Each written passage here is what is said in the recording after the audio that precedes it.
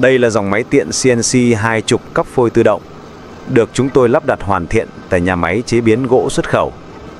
Dòng máy được QUČ DUY CNC tư vấn lắp đặt với mục tiêu tăng gấp đôi năng suất cho nhà máy, đồng thời giảm thiểu tối đa chi phí nhân công nhờ có hệ thống cấp phôi tự động được tích hợp.